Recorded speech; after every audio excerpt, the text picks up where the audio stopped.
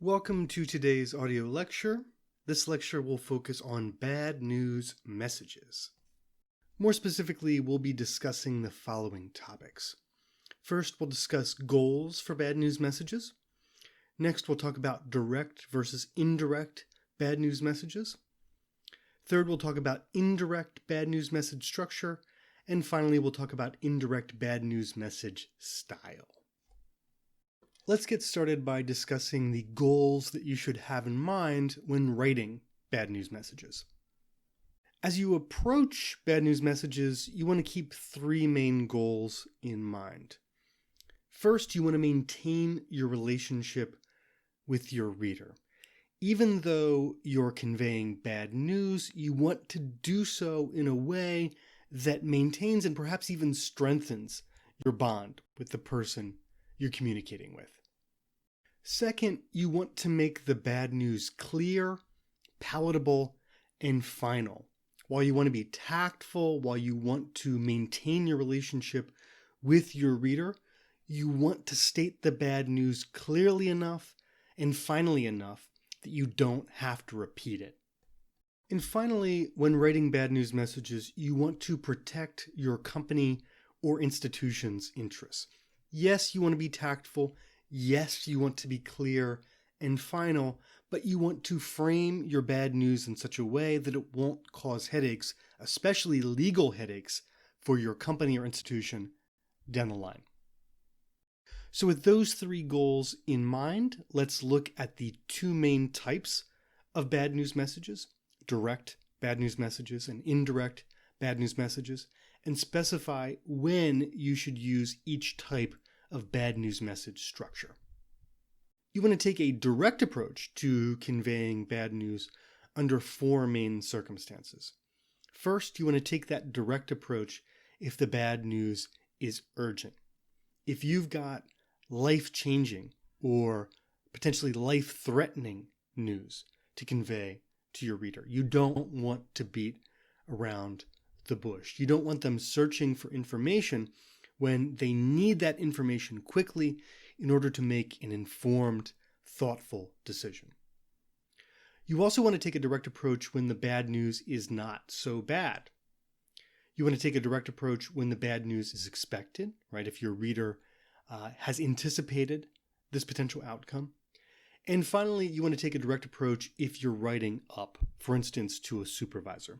One of the burdens of leadership is that you have to deal with and are responsible for responding to bad news. It's an expected part of the job. And so if you're writing to someone in a position of leadership, don't be bashful about putting that bad news right up front. Take that direct approach. You want to take an indirect approach, on the other hand, if the bad news is not urgent, if the bad news is hard to take, if the bad news is unexpected, or if you're writing down or out, for instance, to a subordinate at your own company or institution, or to a client or set of customers. These are all circumstances under which you would take that indirect approach. Now, we're going to be spending the majority of today's audio lecture focusing on the indirect approach to bad news messages. And the main reason for that is that you're already familiar with the direct approach to writing bad news messages. A direct bad news message is basically just a tactful routine message. Like a routine message, a direct bad news message opens with its main point. In this case, it opens with a clear but very tactful statement of the bad news itself. Next, it elaborates on that main point, as you do in a routine message, by providing a sensitive explanation of the bad news, why the bad news has come to pass. And then finally, it closes on a positive, forward-looking note. It provides a quick summary, but nevertheless looks towards the future. That's how you approach a direct bad news message. Let's take a look at a quick example of a direct bad news message. You'll notice that this example follows the basic structure that we outlined previously.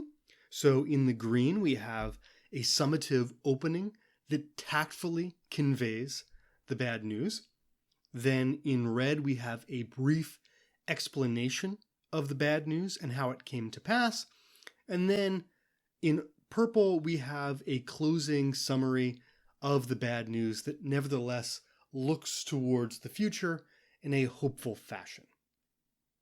Perhaps the only major difference between a routine message and a direct bad news message resides in the subject line. You'll notice that the subject line for this message is a bit more vague than what we'd hope to find in a routine message. Instead of indicating the action that we want the reader to take, instead we're simply providing a sense of the general topic or purpose of this message. And the reason for this is that while we want to be direct, we don't want to give away the bad news in the subject line itself. We at least want to ensure that our reader will open the message so that they'll receive an explanation of the bad news and see the optimistic note on which we end the message. Okay, enough about direct bad news messages. Now let's dig into indirect bad news messages and begin by discussing how to structure them. Let's begin this section by discussing the purpose of indirect structure. You take an indirect approach to bad news messages to explain your point of view and to keep your audience reading. You intentionally delay the arrival of the bad news to propel your reader through the document and maintain their attention for as long as possible. Now, when students first learn about the indirect approach to bad news messages, oftentimes they say something to the effect of, "But won't I sound like a snake if I take an indirect approach? Won't I come across as squirmy or weaselly or dishonest?" And here's how I always respond. I always ask the student to think about a bad news message that they received, and then to think if they continued reading after they spotted the bad news. Almost always the answer is no. And understandably so. You get that college rejection letter, that job rejection notice, and you're mad. You're mad, so of course you stop reading. Usually when I get a piece of bad news in the mail, as soon as I get to the bad news, not only do I stop reading, I actually tear up the message. And that, my friends, is exactly why you take an indirect approach. The indirect approach is the only way to keep your audience reading. If you want to explain yourself, if you want to explain your reasoning or your point of view, you need to delay the arrival of the bad news, because once the bad news hits, most of your readers are going to check out. Okay, so that addresses the why question. Why you should take an indirect approach on occasions to conveying bad news. Now let's talk about the how question, how you can actually structure your bad news message.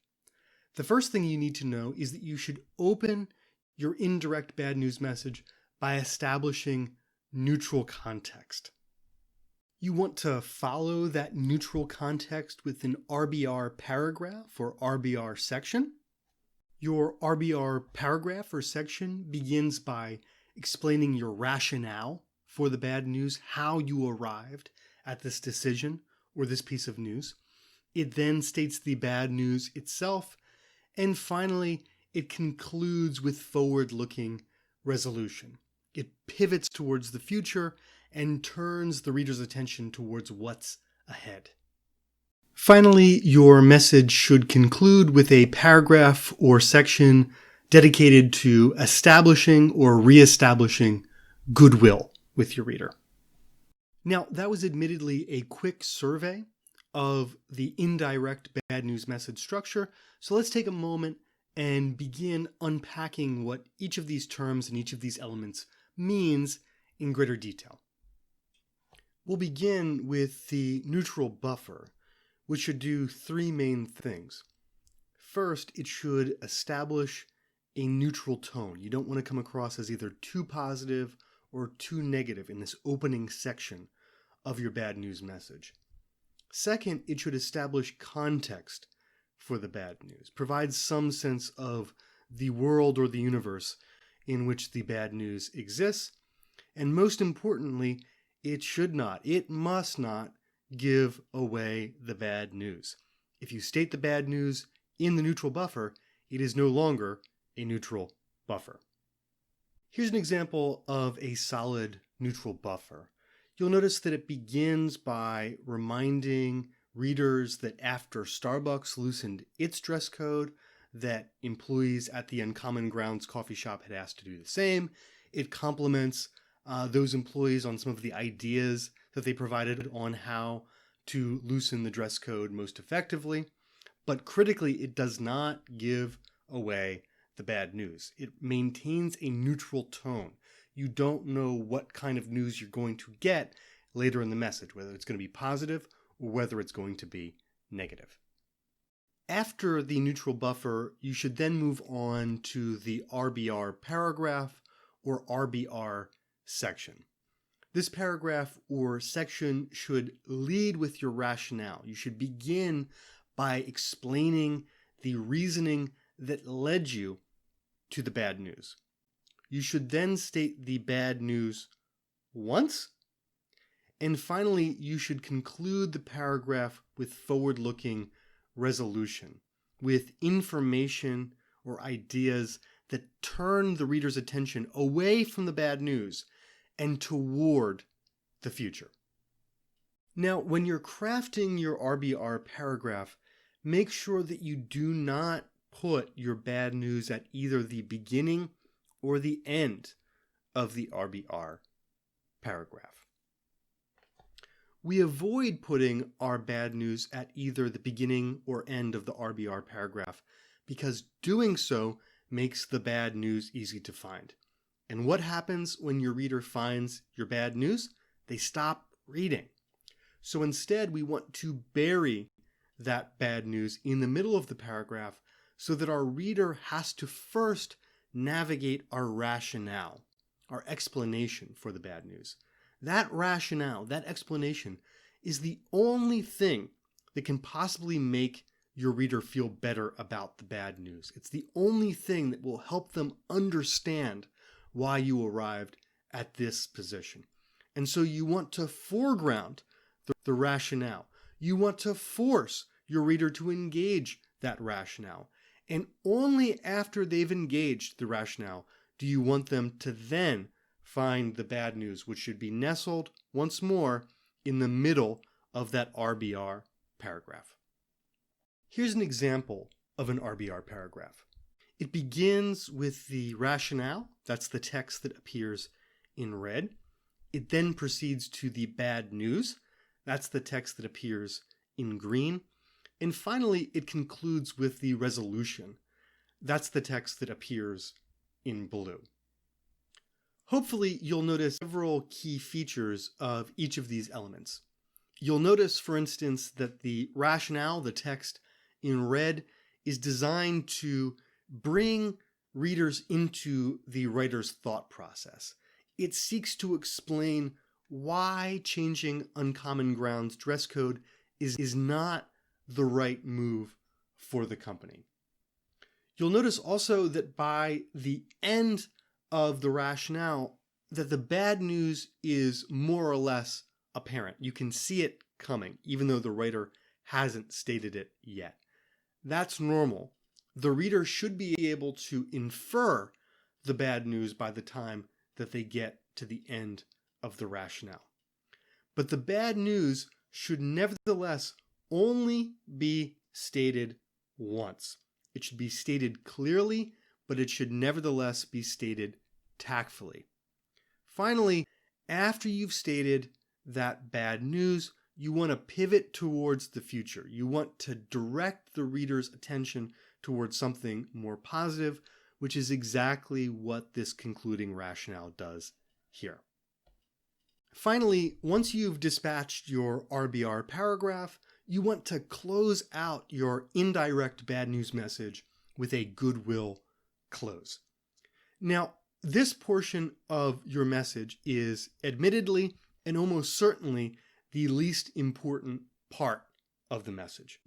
For most readers, once they encounter that bad news, they're going to stop reading. They're not even going to see this portion of the message.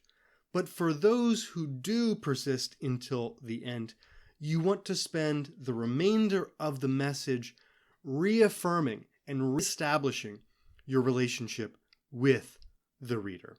You begin this process with that forward-looking, with that positive resolution at the end of the RBR, and you continue it in the goodwill close. Now, obviously, as part of this process of turning the reader's attention towards more positive topics, you do not, and I repeat, you do not want to repeat the bad news. The bad news should not appear again in the goodwill close. Here's an example of a goodwill close. You'll hopefully notice two main features. First, you'll notice that this closing section is not particularly long. And second, you'll notice that the goodwill looks pretty similar to the kinds of goodwill that you've used in other kinds of messages. That's fine. You don't need to invent a whole new species of goodwill for bad news messages. The personalized and tailored goodwill that you've used in the routine and persuasive message will work just fine here too. Now that we're familiar with how to structure a bad news message, let's turn our attention to techniques for stating the bad news itself. Let's talk about bad news message style. All of these techniques, as you'll see momentarily, are designed to soften the blow. They give you ways to state the bad news clearly, but very tactfully. You've got three main techniques for softening the blow associated with a piece of bad news. The first of these is to use positive language to state the bad news. Let's take a look at how you can use positive language to reframe a rather tactlessly stated piece of bad news. You can do so by taking the sentence, "You failed to include the necessary paperwork," and reframing it as, "Please resubmit your claim once you have gathered the necessary paperwork." The revised bad news is still clear. It still clearly indicates that further action is required on the part of the reader, but it nevertheless states this bad news in a way that is more palatable, that is easier for the reader to accept. Our next technique for softening bad news involves using passive voice strategically to avoid assigning blame. Let's put this technique to work.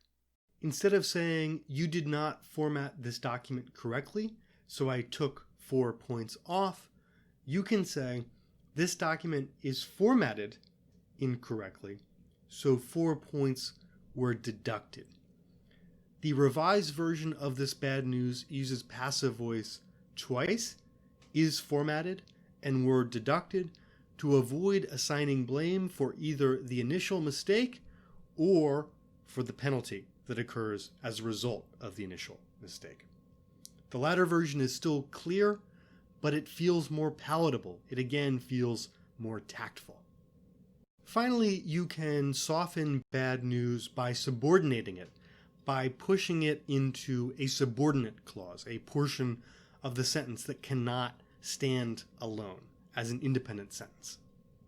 This technique works because, consciously or not, readers tend to focus on dominant clauses, on clauses that can stand alone as a sentence, while they devote less attention to subordinate clauses, to clauses that cannot stand alone as sentences. Now let's take a look at how we can put this technique into practice.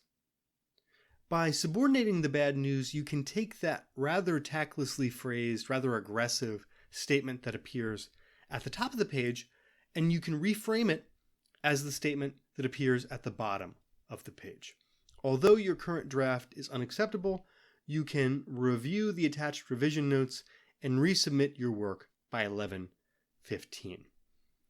This latter statement feels softer, it feels more palatable because the writer has pushed the bad news into that opening subordinate clause, although your current draft is unacceptable.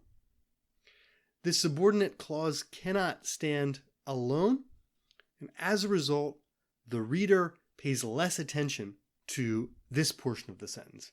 Instead, they zero in on the latter portion of the sentence, which provides more positive information.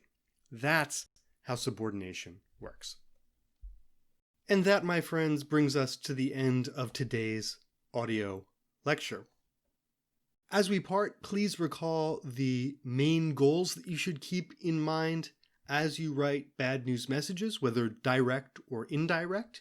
First, you want to maintain your relationship with your reader. Second, you want to make the bad news clear, palatable, and final. And lastly, you want to protect your company or institution's interests. You may, of course, choose between a direct or indirect approach to writing a bad news message. You should take a direct approach if the bad news is urgent, if the bad news is not so bad, if the bad news is expected, or if you're writing up, for instance, to a supervisor. And you should take an indirect approach if the bad news is not urgent, if the bad news is hard to take, if the bad news is unexpected, or if you're writing down or out. Thanks for listening.